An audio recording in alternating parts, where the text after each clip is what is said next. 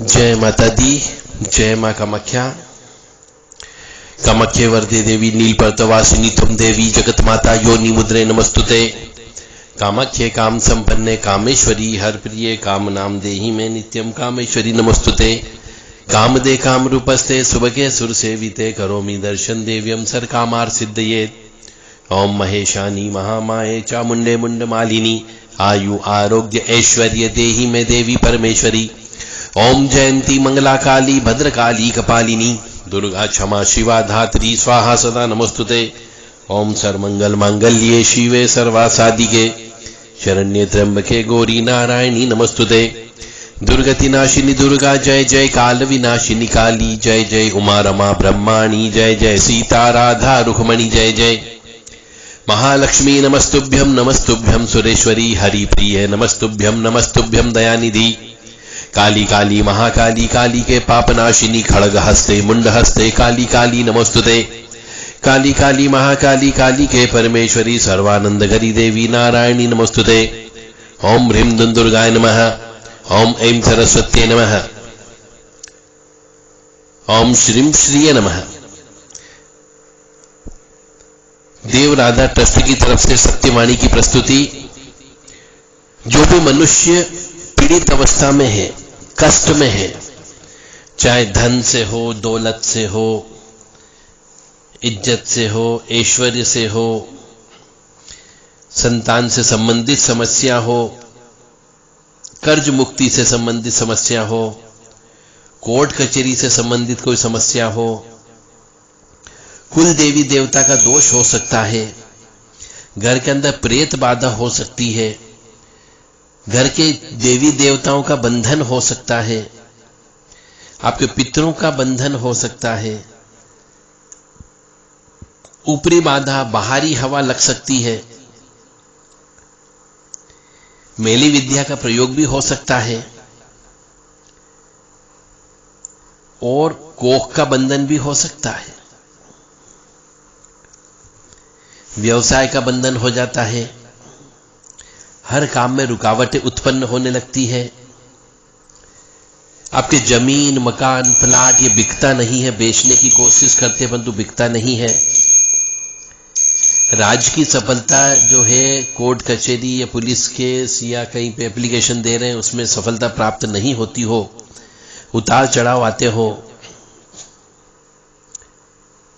या फिर किसी का बंधन हो, देव दोष हो, कोई मन्नत मांगी हो वो आपने पूरी नहीं की हो, कुंडली का दोष हो सकता है, कालसर्प दोष हो सकता है, मांगलिक दोष हो सकता है, केमुद्रक दोष हो सकता है,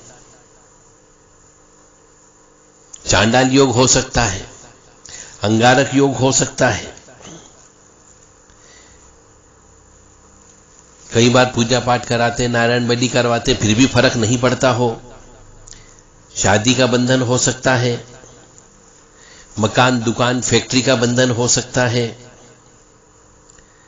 बीमारियां बार बार घर के अंदर आती हो, डॉक्टरों के यहां पैसे ज्यादा खर्च होते हो, नजर दोष लग जाता है, वास्तु दोष वाले मकान में चले जाते हो, तलाक की नौबत आ जाती है, पति पत्नी में झगड़ा होने लगता है, दोनों एक दूसरे के एक ही छत के नीचे एक ही पलंग पर सोने के बावजूद भी मन मुटाव रहता हो,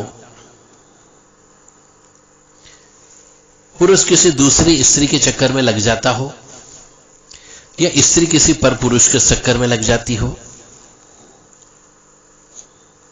कोई पिछले जन्म के आपके पूर्वज हैं उनका दोष की वजह से भी आपको कष्ट भोगना पड़ सकता है, क्योंकि आप उनके कुल में उत्पन्न हुए, उनकी संपत्ति जमीन जायदाद का भोग करते हो तो आपके ऊपर पितृदोष भी लगता है, घर के अंदर बार बार चोरी हो जाती हो, धंधे को बांध दिया जाता है, भोजन को बांध दिया जाता है, पैसे गिर जाते हो, पैसे गुम जाते हो, पता ही नहीं चलता है, घर के अंदर काली छाया नजर आने लग जाती हो, खाने के अंदर बाल आता हो, तो आप ये मान करके चलें कि निश्चित तौर से इन सब चीजों के पीछे कोई न कोई काली जादू का प्रभाव अवश्य है। यदि आप साधारण जिंदगी नहीं जी पाते हो, तो भी आप मेहनत करने के बावजूद भी फल की प्राप्ति नहीं होती हो, तो आप समझे काला जादू आपके ऊपर हो गया। कई बार काला जादू कर दिया जाता है, कई बार काला जादू आपकी गलती की वजह से स्वतः हो जाता है, और कई बार आप अपने पूर्वजों की गलती की वजह से भी बर्बाद हो जाते हो। आप हर बार ऐसा मत सोचो कि किसी ने काला जादू ही कर दिया है। स्वयं अपने आप भी काला जादू हो जाता है।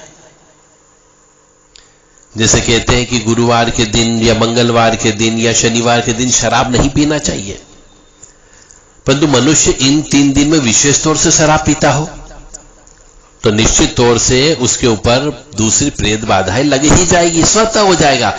बिना किसी मनुष्य के तंत्र विद्या किए उसके ऊपर तंत्र विद्या हो जाती है।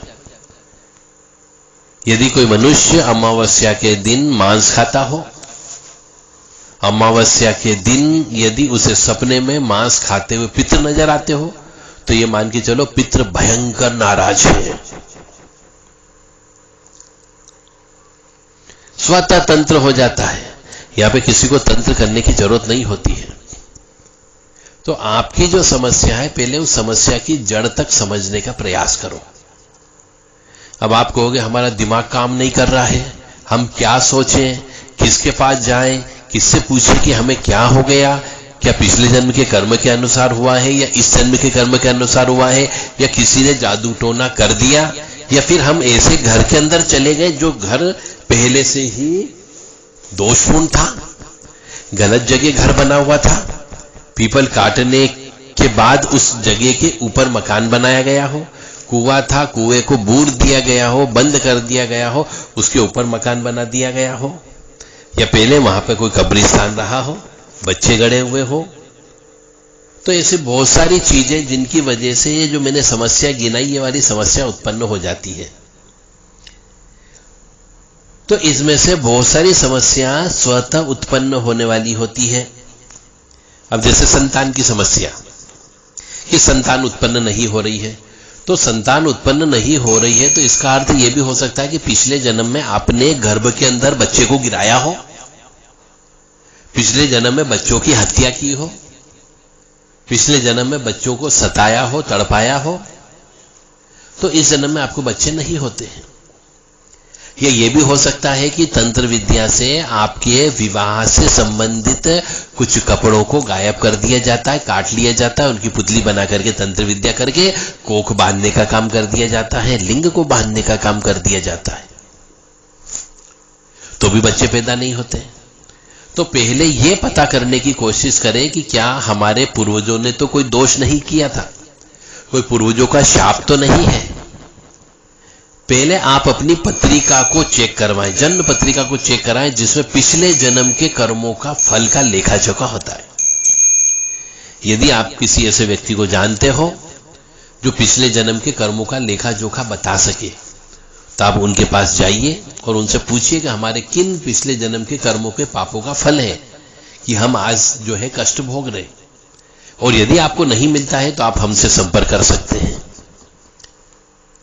9893128047 ये मोबाइल नंबर है। इस नंबर पर आप हमसे संपर्क कर सकते हैं। हम आपको बताएंगे कि पिछले जन्म में कौन सा कर्म किया था, पाप कर्म आपके द्वारा या आपके परिवार के द्वारा या आपके पूर्वजों के द्वारा, जिसकी वजह से आज आपको तंत्र विद्या से जूझना पड़ रहा है। प्रेत बाधा क्यों लग जाती है? हर किसी को प्रेत बाधा नहीं लगती है, हर किसी घर में तंत्र विद्या नहीं होती है। इसलिए आपको सबसे पहले तो अपनी जन्म पत्रिका चेक कराना होगी। इसके लिए जन्म तारीख, जन्म समय, जन्म स्थान सब एक्यूरेट होना चाहिए। तो हम आपके पिछले जन्म के कर्मों का फल बता देंगे कि पिछले जन्म में आपने क्या किया था। क्या किसी की संपत्ति को हड़पा था? क्या किसी की हत्या की थी?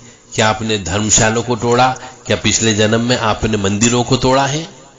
क्या आपने मूर्तियों को तोड़ा है? क्या आपने माता की हाय ली, पिताजी की हाय ली, गुरु की हाय ली, गुरु का दोष हो गया? क्या आपने भाई का पैसा हड़पा है? क्या आपने विधवा बहन का पैसा हड़पा है? क्या आपने गरीब से मजदूरी करा के मजदूरी नहीं दी है? ऐसे बहुत से कारण होते हैं जिनके पिछले जन्म के कर्म के अनुसार इस जन्म में आपको कर्म को भोगना पड़ता है। वास्तव में आप पिछले जन्म के कर्म का लेखा जोखा ही इस जन्म में भोगते हो और उसी के अनुसार आपको इस जन्म में आपका विवाह होता है और बच्चे पैदा होते हैं और धन दौलत मिलती है।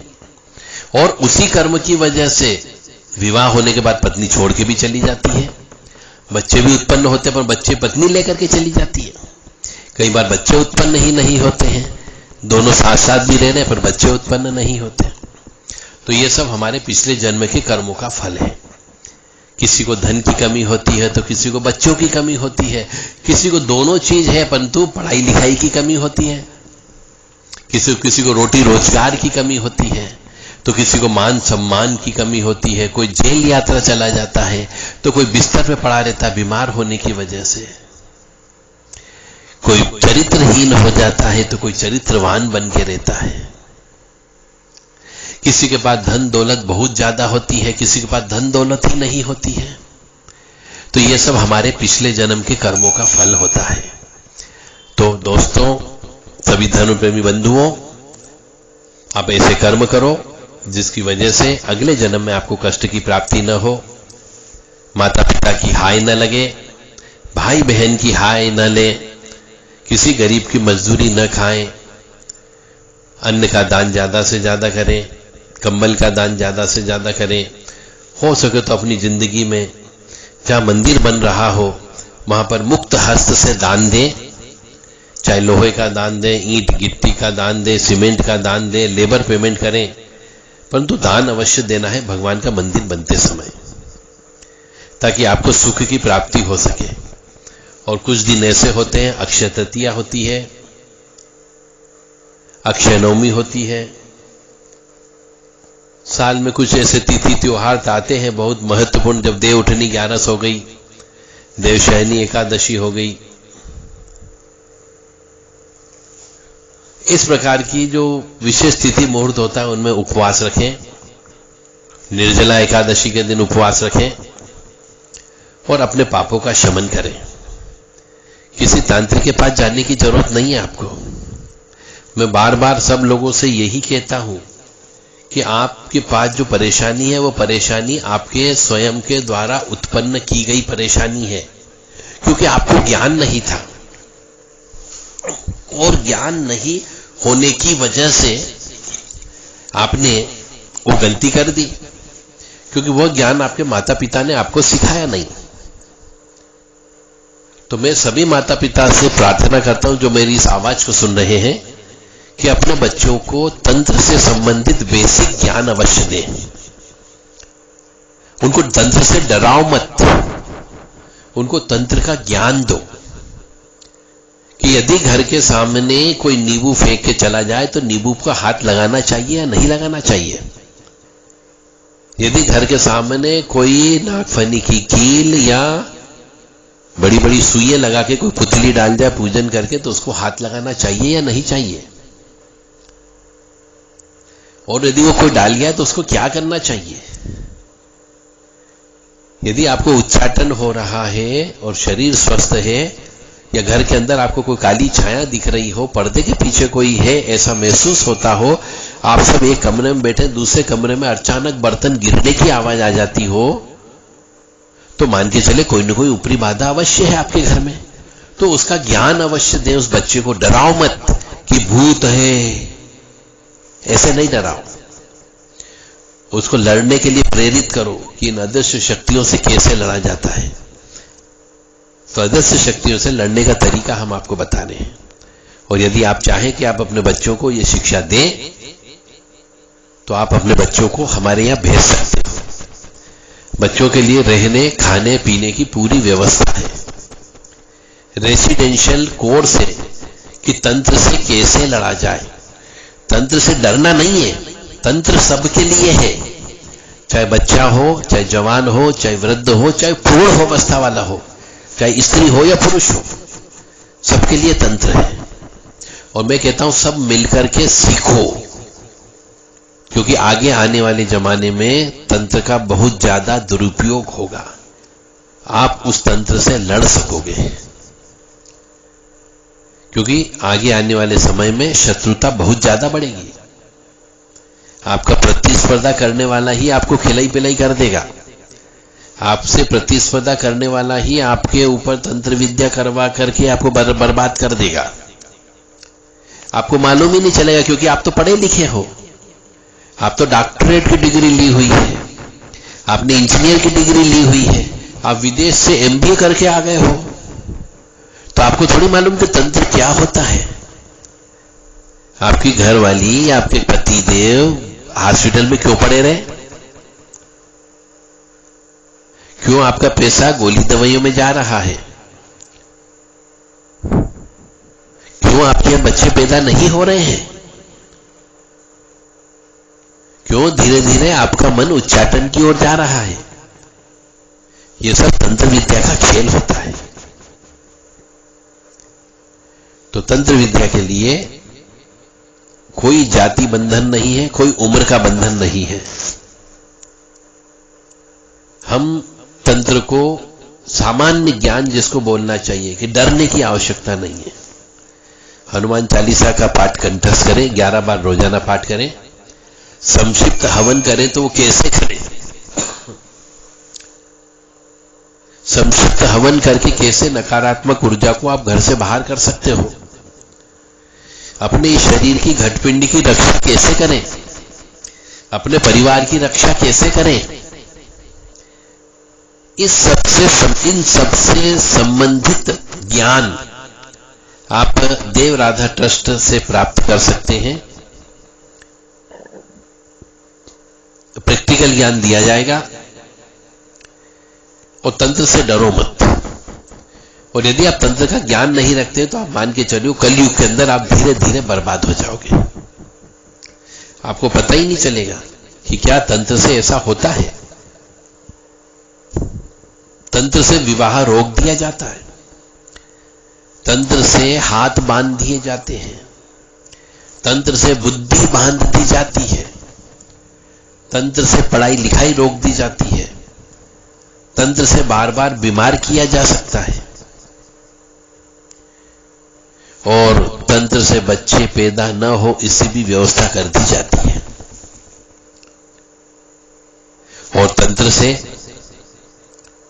आप कंगाल हो जाओ ऐसी व्यवस्था भी कर दी जाती कि आप दरिद्री ही रहोगे। कई बार तंत्र से ऐसी व्यवस्था भी हो जाती है कि मनुष्य आत्महत्या कर लेता है। और तंत्र से ऐसी व्यवस्था भी कर दी जाती कि पति पत्नी एक दूसरे को शत्रु हो जाते हैं, एक दूसरे के ऊपर हाथ उठाने लगते हैं, एक दूसरे के रिश्तेदार को भयंकर गाली देने लगते हैं, वो अपना आपा खो देते हैं। फिर आप लोग चले जाते हो किसी साइकेट्रिस्ट के पास में, पागलों के डॉक्टर के पास चले जाते हो, और वो पागल का जो डॉक्टर होता है वो आपको दिमाग शून्य करने की दवा देता है कि आप सोच ही नहीं पाओ। आपका दिमाग शून्य रहेगा, धीरे धीरे आप पागल हो जाओगे। क्योंकि डॉक्टर थोड़ी जानते हैं कि ये पागल क्यों हुआ, घर में झगड़ा क्यों हो रहा, क्यों एक स्त्री अपने पति को देखते से ही तनतनाने लगती है, और क्यों एक आदमी अपनी पत्नी को देख करके तनतनाने लगता है। एक दूसरे को देखने से भी उन्हें नफरत पैदा हो जाती है, तब बात तलाक तक पहुंच जाती है। घर के बाहर रहते बड़े खुश रहते हैं, और घर के अंदर आते से क्लेश स्टार्ट हो जाता है। यह सब तंत्र विद्या का खेल होता है। कपड़े फट जाते हैं, आपके कपड़े बहुत जल्दी चिरा जाते हैं, नए नए कपड़े में छेद हो जाता है। यह भी तंत्र विद्या की वजह से होता है। आपके पास सब प्रकार के संसाधन है, पर कुछ चलती चलती दुकान धीरे धीरे धीरे धीरे बंद हो जाती है। यदि आप ये सब चीज का ज्ञान चाहते हो तो हमारे द्वारा लिखी गई कुछ किताबें भी हैं, आप उन किताबों को पढ़ करके ज्ञान प्राप्त कर सकते हो। शमशान मरघट मसान ये किताब का नाम है। इसमें तंत्र से संबंधित काफी ज्ञान दिया गया है। कि घर में प्रेत क्यों आता है, घर में प्रेत कब आता है, और घर में प्रेत आने के बाद क्या क्या होता है, प्रेत कितने प्रकार के होते हैं, और घर में प्रेत क्यों आ जाते हैं, ये सब चीज इस किताब के अंदर दिया गया है। शमशान मरघट मसान नामक किताब है। काला जादू कैसे काटे, एक ये किताब भी है। इसमें काला जादू काटने से संबंधित ABCD का ज्ञान दिया गया है, बिल्कुल प्रारंभिक ज्ञान दिया गया है अंतिम तक। स्वयं का काला जादू कैसे काटे, नजर दोष कैसे काटे, नजर लग गई है तो कैसे उतारना है। और तीसरी किताब है तंत्र से शत्रुनाश कैसे करें। यदि आपको लगता है कि कोई आपका शत्रु है जो आपको बर्बाद करने पर तुला हुआ है और कर रहा है, तो आप उनके विरुद्ध भी कुछ उपाय कर सकते हो। तो तंत्र से शत्रुनाश कैसे करें, यह किताब भी आप खरीद सकते हो। और चौथी किताब है हमारे पास में टोने टोटके, छोटे मोटे ऐसे बहुत से कम 3000 टोने टोटके उसके अंदर दिए गए हैं, जिससे आप खुशहाल जिंदगी व्यतीत कर सकते हो। तो टोने टोटके किताब भी आप ले सकते हो। इन सब किताबों की एक लमसम कीमत, पूरा यदि आप चारों किताबें एक साथ लेते हैं तो